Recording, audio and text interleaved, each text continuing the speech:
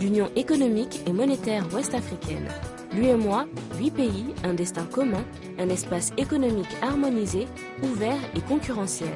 L'UEMOA, votre guide au cœur de l'Afrique, des grands événements et des grandes mutations sur Africable.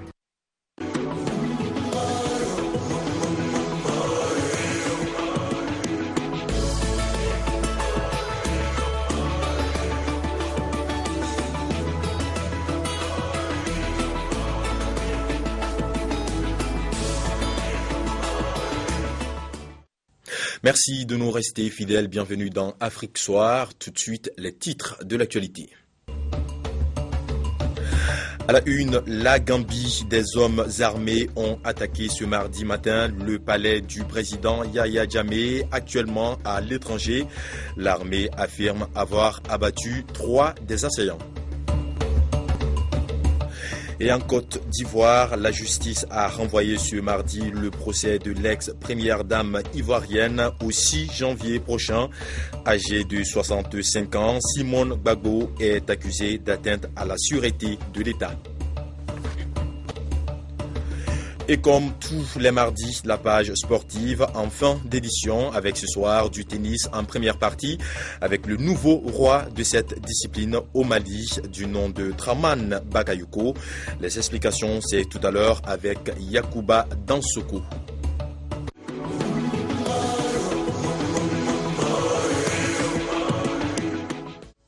Voilà pour le sommaire, bienvenue. Tout d'abord, le Niger, la région de Difa, frontalière des États de Maïdougouri et Yobe au Nigeria, vit de plein fouet les attaques successives de certaines villes par le groupe islamiste Boko Haram. Une situation qui entraîne un afflux massif des populations dans cette région avec des conditions de vie souvent très difficiles. Interpellé ce matin à l'Assemblée nationale sur cette situation, le ministre nigérien de l'Intérieur s'est expliqué. On l'écoute ici au micro de Sarki Aboubakar et de Razak Abachi. Par rapport à la situation à Difa, il faut savoir qu'il n'y a pas de guerre à Difa, il n'y a pas d'insurrection à Difa. La guerre se passe au Nigeria, l'insurrection c'est au Nigeria, l'insécurité c'est au Nigeria. Donc à Difa, il y a les conséquences de ce qui se passe actuellement au Nigeria, de la situation d'insécurité et de guerre qu'il y a au Nigeria, nous en subissons les conséquences.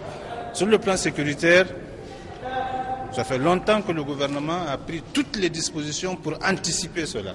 C'est pour ça qu'il faut le savoir, il n'y a jamais eu d'action militaire, d'entreprise militaire, d'incursion militaire de Boko Haram sur notre territoire. Certains voisins du Nigeria l'ont connu faute d'anticipation. Maintenant, ils ont eu le temps de se rattraper et de s'organiser en conséquence. Mais nous l'avons fait avant. Donc, les mesures sécuritaires ont été prises à temps et ont anticipé la situation. Aujourd'hui, nous avons des conséquences humanitaires que nous sommes en train de gérer. Et le gouvernement, au niveau du cabinet du Premier ministre, a élaboré un plan d'urgence évalué à près de 20 milliards, 19 milliards 700 millions, je crois, sur les 3 mois à partir du 15 décembre pour faire face à la situation d'urgence humanitaire. Je vous l'annoncer en titre, ces putsch manqués en Gambie. Le palais présidentiel a été attaqué aujourd'hui par des hommes qui ont été rapidement repoussés. 3 assaillants ont été tués. Le président Yahya Jammeh était absent car en visite à l'étranger, un officier de la police a annoncé que la police et l'armée contrôlaient entièrement la situation. Sekou Tangara. L'armée gambienne est restée loyale au président Yahya Jammeh et a neutralisé tôt ce matin 3 des auteurs du coup d'État avorté. Selon un officier joint sur place, le cerveau de l'opération s'appelle Lamine Sané, un ex-capitaine et déserteur de la garde présidentielle. À en croire la même source, les assaillants lourdement armés sont arrivés par pirogue à Marina Parade pour attaquer le palais situé sur la corniche est de la capitale gambienne. Après d'intenses combats ayant débuté vers 3h GMT, ils seront finalement maîtrisés par les éléments restés fidèles au président Jammeh. La police et l'armée contrôlent actuellement la situation. La radio-télévision nationale, dont le signal avait été coupé vers 11h GMT, a repris ses programmes. Ces événements interviennent au moment où le président Yahya Jammeh est hors du pays. Il effectue, selon une source officielle, une visite privée au Qatar, mais d'après d'autres sources non gambiennes, Yahya Jammeh serait présentement en visite privée en France. La justice ivoirienne renvoie au 6 janvier prochain le procès de Simone Gbagbo. L'ex-première dame est accusée d'atteinte à la sûreté de l'État. Ce renvoi doit permettre aux avocats de la défense d'avoir accès au dossier de l'accusation. Parlons santé à présent. Une infirmière écossaise diagnostiquée positive à Ebola a été transférée aujourd'hui dans un hôpital de Londres. Elle était rentrée dimanche soir. L'infirmière en question travaillait pour l'ONG Save the Children en Sierra Leone, le pays le plus touché par cette épidémie. À Dakar, la vente de l'or fait la particularité du marché de Tilène. Notre équipe au Sénégal s'est intéressée à ce commerce, ses avantages et ses inconvénients.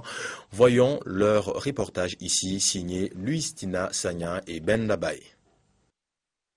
L'or, le meilleur ami de la femme, au marché Tilène de Dakar, les commerçants les plus cotés du bijou précieux s'y trouvent. Vitrines bien remplies, debout devant leur comptoir, les bijoutiers se tournent les pouces. Selon eux, en ces périodes de fête, leur business tourne au ralenti, ce qui n'était jamais arrivé auparavant. Les femmes venaient ici acheter beaucoup des bracelets, des bagues pour faire des cadeaux. Mais actuellement, on remarque que ça s'est un peu baissé. L'or s'est baissé, le prix de l'or est beaucoup plus facile actuellement, mais on ne voit pas assez de clients. Il y avait aussi des vacanciers qui venaient à cette période de décembre, qui achetaient des bracelets en argent ou bien des colliers. Mais actuellement, vraiment, on remarque que ça s'est un peu baissé, quoi. De nos jours, le métal précieux n'est plus seulement un bijou. Pour bon nombre de femmes, l'or est devenu une sorte de banque. L'idée est d'acheter des bijoux pour les porter et les revendre en cas de panne financière. Ça dépend de la période, parce que si vous achetez de l'or et que vous le gardez d'ici 1 ou 2 mois, ça ne peut pas vous rapporter quelque chose. Il faudra au maximum le garder d'ici 2 ou 3 ans, ou bien maximum 4 ans, pour que ça puisse rapporter quelque chose. Parce que de la façon dont vous achetez et vous vendez de l'or, c'est pas la même chose. Parce que quand tu vends de l'or, tu perds. C'est pas le même prix que vous aviez acheté. Des problèmes dans le métier, ces hommes en rencontrent. Aussi, il y a certains enfants ou bien certaines dames qui volent des bijoux chez leur mère ou bien chez leur grande-mère, qui viennent ici, qui nous vendent ça et qui nous laissent leur pièce d'identité ou bien leur photocopie d'identité. Nous, on prend toutes les garanties. Mais à chaque fois que nous allons à la police ou bien au tribunal, nous perdons. On ne comprend pas ce phénomène. Quand on dit que c'est un vendeur de l'or, nous perdons. Au Sénégal, le 21 carats et les 18 carats sont les plus courants. Rappelons que le prix de l'or n'est pas stable. Actuellement, le gramme de 21 carats est à 22 500 francs et celui de 18 carats à 19 500 francs.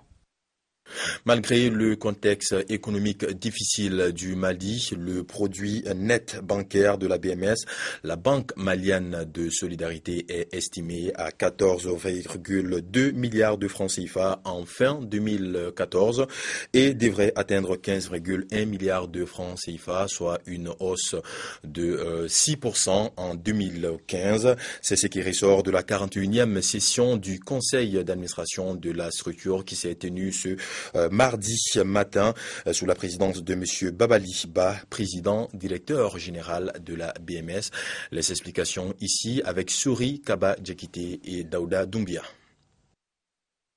La Banque malienne de solidarité BMS SA a tenu ce mardi 30 décembre 2014 à l'hôtel Radisson Blu la 41e session de son conseil d'administration présidée par son président directeur général, M.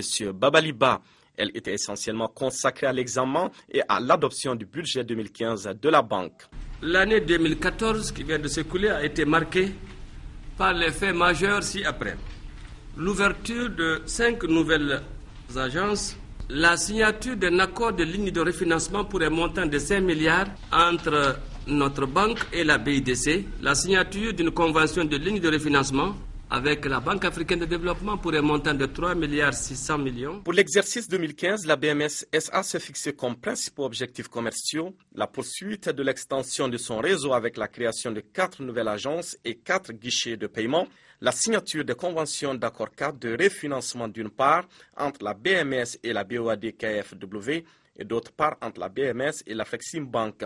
Ainsi, estimé au 31 décembre 2013 à 208 milliards, devrait atteindre 243 milliards au 31 décembre 2015, soit une augmentation de 17%. Quant aux résultats, malgré le contexte économique difficile, la BMS gagne des parts de marché sur le paysage bancaire. Elle détient actuellement une part de marché de 9% en dépôt et en crédit et occupe le rang de 6e banque sur 16 banques et établissements financiers. La crise elle a eu ses effets pervers sur la banque, mais grâce une fois de plus au dynamisme de l'équipe, en tout cas de la direction, donc elle est parvenue à surmonter cette crise. Le conseil d'administration s'est également penché sur le projet d'augmentation du capital social de la banque de 13,5 milliards à 15,5 milliards pour se mettre en adéquation avec la taille de la banque et sa politique d'extension dans la sous-région, conformément aux recommandations des autorités monétaires. Et dans l'actualité internationale, la disparition de l'Airbus Air Asia, il n'y a plus de doute, l'appareil qui a disparu dimanche dernier s'est abîmé en mer. Plusieurs corps et de nombreux débris ont été repêchés aujourd'hui. Pendant plus de 2 jours, ils ont prié pour un miracle, jusqu'à ce que la télévision diffuse des images de corps flottant dans l'eau, brisant leurs derniers espoirs de retrouver leurs proches. En quelques heures mardi, les équipes de recherche récupèrent des débris et des corps. À la tombée de la nuit, elles suspendent leurs opérations alors que le président indonésien se rend auprès des familles. J'adresse toutes mes condoléances aux familles des passagers et de l'équipage. Je compatis avec leur douleur et je prie pour qu'elles aient tout le courage et toute la force nécessaires pour faire face à cette tragédie. Le président annonce une opération d'envergure mercredi pour retrouver le reste des corps et les boîtes noires. Ces enregistreurs de vol permettraient de comprendre ce qui est arrivé à l'appareil. Certains experts estiment que ces recherches pourraient se faire assez rapidement. L'eau est peu profonde et les équipes savent où l'avion s'est écrasé. La 320 de la compagnie low cost avait quitté Surabaya direction Singapour dimanche. À mi-parcours, le pilote avait demandé à changer de route avant d'entrer dans une zone nuageuse et de disparaître des radars. 162 personnes se trouvaient à bord. Et comme tous les mardis, je reçois à présent Yacouba Dansoko pour la page sportive. Bonsoir Yacouba. Bonsoir Mahmoud Kaba. Alors Yacouba, je l'annonçais en titre, Draman Bagayoko est le nouveau roi du tennis malien. Oui, en finale de la 36e édition du championnat national de lawn tennis, le jeune Draman s'est imposé devant l'expérimenté Mamadou Keita Chocho sur le score de 2-7 à 0, 6-2, 6-3. Suivant. La finale de cette 36e édition du championnat national de lawn tennis du Mali oppose Mamadou Keita alias Chocho à Draman Bagayoko. Une affiche inattendue quand on sait que les deux hommes traversent les moments les plus difficiles de leur carrière. Au total, ce sont 239 tennismen, dont 181 hommes, qui ont participé à ce championnat contre 173 en 2013. Excepté Tombouctou, toutes les régions plus le district de Bamako ont pris part à ce championnat du 24 au 28 décembre. La Fédération malienne de tennis boucle ainsi sa saison qui a été très longue. On a vu une finale où il y a eu de beaux gestes, malheureusement qui a été une finale courte à mon goût. Mais nous espérons qu'avec Bagayoko qui est jeune par rapport à Keita et d'autres jeunes qui sont en train de venir aussi, et le niveau du tennis au niveau des seniors en train de se relever. Dans cette finale, Draman Bagayoko profite de sa jeunesse pour poser de sérieux ennuis à son adversaire du jour. Il remporte logiquement le premier set par 6-2. Dans le second set, Mamadou Keita Chocho tente de refaire son retard, mais c'était sans compter sur l'engagement et la détermination de son challenger. Draman Bagayoko s'impose une nouvelle fois par 6-3. Il remporte ainsi le 36e championnat national de lawn tennis du Mali. Dara a donc reçu le trophée du vainqueur plus 300 000 francs CFA. A noter que chez les dames, Kadiatou Keita a été sacrée championne grâce à sa victoire 6-1, 6-2 sur Korotomo Keita. Il remporte le trophée plus 300 000 francs CFA. Réuni par M. Seydou Dava, secrétaire du ministère des Sports. Voilà, nous restons au Mali. Yacouba, la Fédération des sports équestres, a organisé sa toute première course de chevaux et c'est le cheval Mansour qui a remporté le dernier drapeau de l'année 2014. Oui, le cheval nommé Mansour venait spécialement pour prendre part à cette dernière course de l'année. Eh bien, Mansour l'emporte suite à une belle course menée depuis le début jusqu'à la fin. C'était face aux meilleurs chevaux du district de Bamako et également du Mali tout entier. Ça a été quand même une belle course, une belle soirée riche en couleurs que je vous invite à suivre. Pour sa première sortie officielle, la Fédération malienne des sports équestres a offert une soirée de course de chevaux à ses invités de marque et aux milliers de spectateurs ayant effectué le déplacement.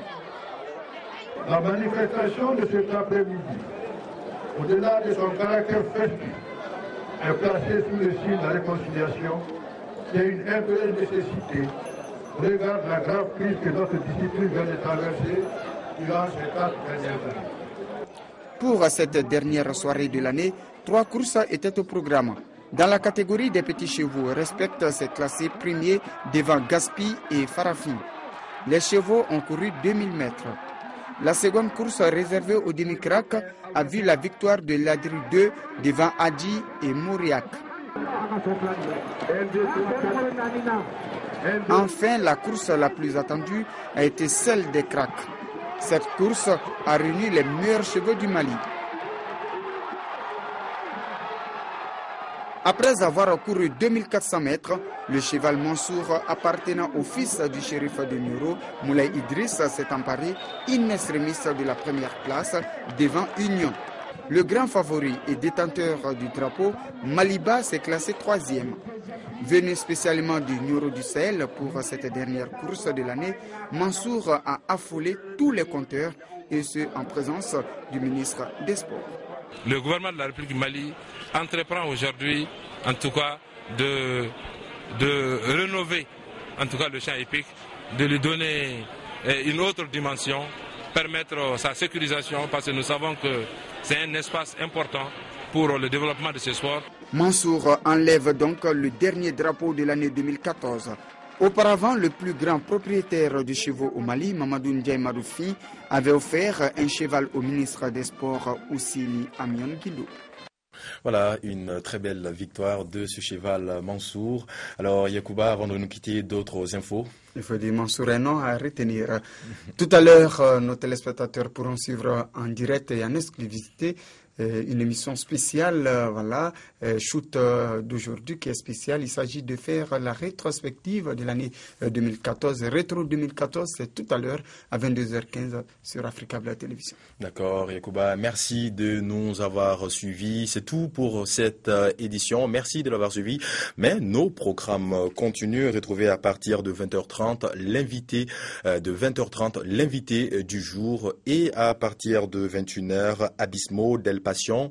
Shoot, c'est à 22h15 et Rite et Tradition à 23h. L'information continue également sur africabletélévision.com. À très bientôt sur notre chaîne. Bonsoir.